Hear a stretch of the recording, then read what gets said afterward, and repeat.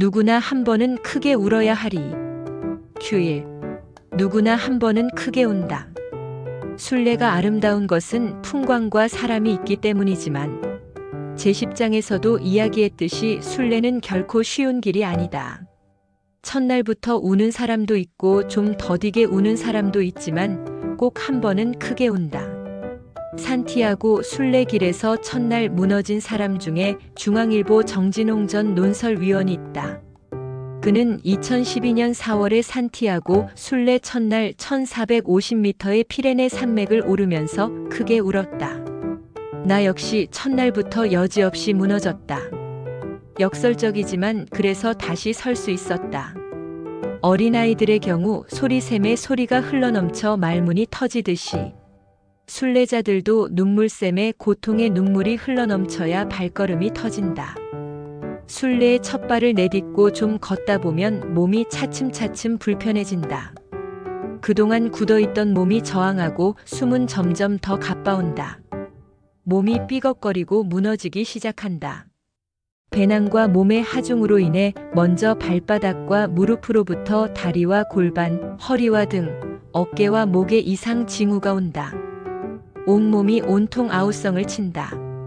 뼈들이 부서져 가루가 될 것 같은 고통의 임계점에 다다르면 힘들어 길가에 수시로 주저앉게 되고 어느 때는 사람들이 보이지 않는 구석을 찾아 혼자 울기도 한다. 먼 길을 떠나온 것을 후회하기도 한다. 순례자 누구에게나 한 번씩은 찾아올 이 고통의 순간을 이겨내지 못하면 그토록 어렵게 준비해서 떠나온 이 순례길을 접어야 한다. 두 번의 순례는 참으로 힘들었다. 하지만 한 발 한 발 힘들고 더디지만 반복적인 걸음으로 고통의 순간을 이겨냈을 때 굳었던 온몸이 서서히 풀리고 호흡이 편안하게 열리고 발걸음은 구름 위를 걷듯이 가벼워졌다. 뉴턴의 제1법칙이 있다. 정지에 있는 물체는 외부의 힘이 가해지지 않는 한 계속 정지에 있으려 하며 움직이는 물체는 운동을 방해받지 않는 한 계속 움직이려 한다. 모멘텀을 형성하기란 쉽지 않지만 일단 모멘텀이 만들어지며 엄청난 효과가 발휘된다. 아이들이 잔뜩 올라탄 정지된 회전 놀이기구 뺑뺑이를 돌릴 때 엄청나게 힘이 든다. 정지된 상태로부터 움직여야 하기 때문이다. 조금씩 힘을 써서 놀이기구를 돌리면 마침내 속도가 조금 높아져 뺑뺑이가 돌아가기 시작한다. 회전 속도가 일정 수준에 도달하면, 즉 모멘텀이 형성되고 나면 회전을 유지하기가 쉬워진다. QE. 도대체 왜 고통의 임계점을 넘어야 하는 것인가? 모든 생명은 저항하면서 성장한다고 한다. 고통을 통해 큰다는 말이다. 그래서 우리 속담에 겨울 추위는 빚내서라도 한다는 말이 생겼다. 마늘과 양파가 한겨울 추위를 이겨내야 알이 굵어지기 때문이다. 미국 컨트리 가수 칼 퍼킨스는 역경과 고난의 삶을 재료로 멋진 환희의 노래를 만들었다.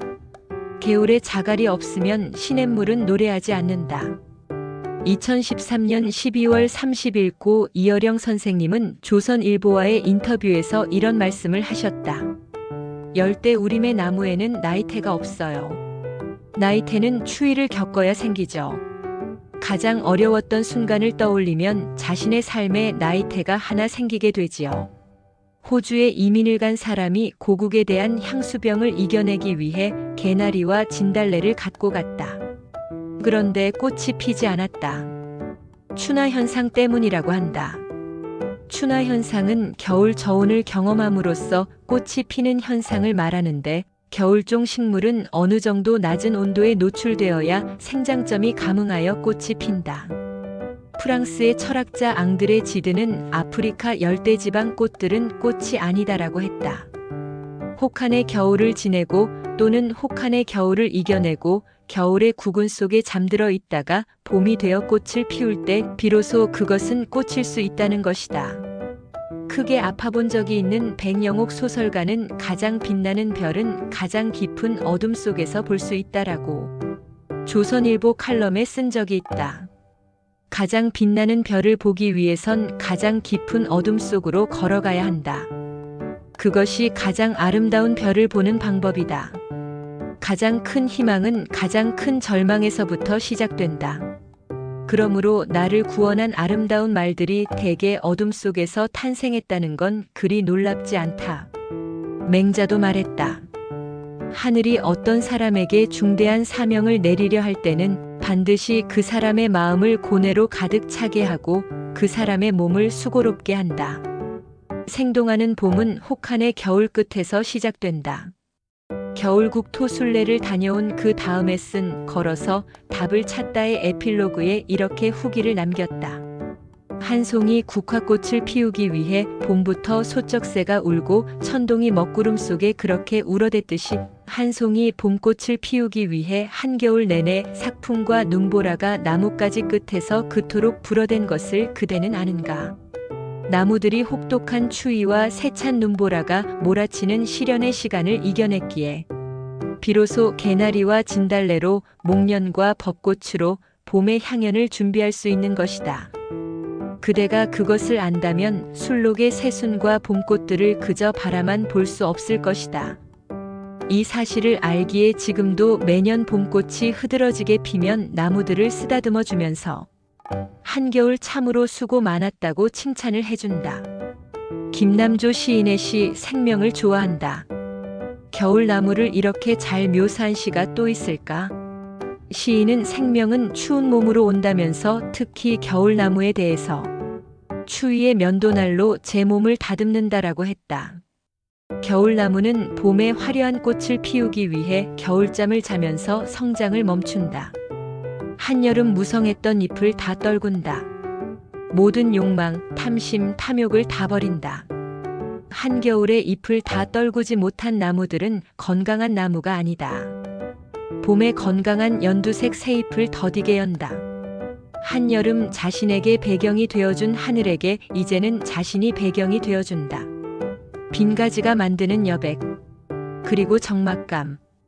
그 사이로 파란 겨울 하늘을 받아들인다.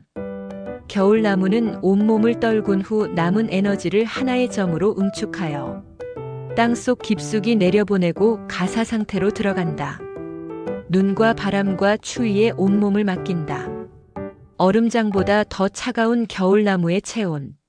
시인의 말대로 추위의 면도날로 제 몸을 다듬는다. 정민 한양대 고전문학 교수는 어느 해간 나온 하동 첫 우전차를 우려 마시면서 이런 감상의 글을 남겼다. 찬 겨울의 눈보라를 견디고 자욱한 새벽 안개에 잠겨 차곡차곡 한 켜 한 켜 농축한 천지의 화기가 창끝처럼 솟았다. 그 찻잎이 불기운과 만나 비비고 덮여 빚어진 해차는 절정의 결정체다. 이것을 그냥 차라고 부르기는 미안하다. 최적의 불과 최상의 물을 만나 차는 지고지순이다. 말을 붙이면 다 군더더기다. 이때 나는 차가 아니라 대지의 원기를 마신다. 정채봉 시인이 김수환 추기경에게 물었다. 사람한테 고통이 없다면 어떻게 될까요? 추기경께서 대답했다.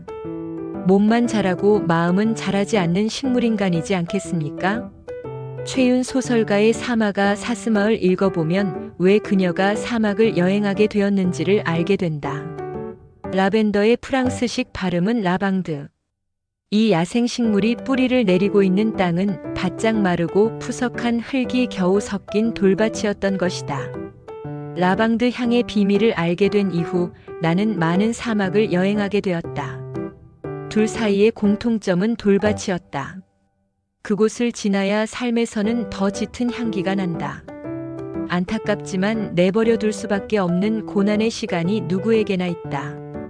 이겨내야만 더 강해지는 향수병 같은 간헐적인 병이 있듯이 돌밭을 지나야 삶에서 더 짙은 향기가 난다.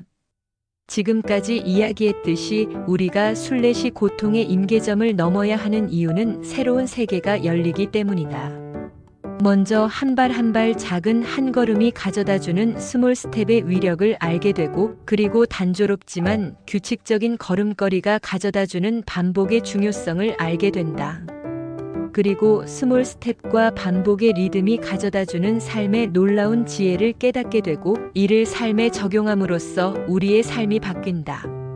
새로운 지평이 열린다. 사람들은 중요한 것을 잃은 후에야 그것의 가치를 안다. 사람들은 때로는 먼 길을 걸어야 한다.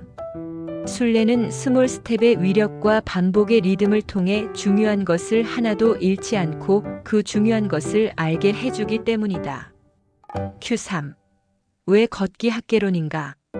첫 번째 강의에서 말씀드렸듯이 걷기 학개론은 걷기를 단순한 행위를 넘어서 걷기학이라는 하나의 학문으로 정립하고자 개설한 채널입니다. 걷다 보면 이 세상의 모든 학문과 만나게 되어 있습니다. 그리고 걷기는 하나님이 내린 태초의 명령이라는 것도 알게 됩니다. 걷기의 본질은 그저 건강을 위한 운동이나 휴식이 아닙니다. 우리의 말과 손길을 기다리고 있는 사물들에게 먼저 다가가 내가 너에게 왔음을 알려주고 이름을 불러주고 들여다보고 말을 걸어주는 것입니다.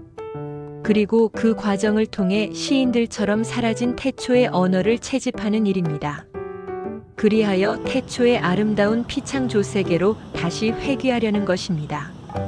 이 땅의 모든 생명체들과 다시 이 땅을 공유하려는 것입니다. 지구 생태계를 다시 회복시키려는 것입니다. 그리하여 새 하늘과 새 땅이 오기를 기다리는 일입니다. 관심 있는 여러분들과 함께 만들어 가려고 이 채널을 준비했습니다. 걷기 학개론의 초석을 다지는데 도움이 되는 정보가 있으면 댓글로 남겨주시기 바랍니다. 좋아요와 구독 버튼을 눌러주시면 새로이 시작하는 걷기 학개론 제작에 크게 도움이 됩니다. 오늘도 복된 하루 되시기 바랍니다. 감사합니다.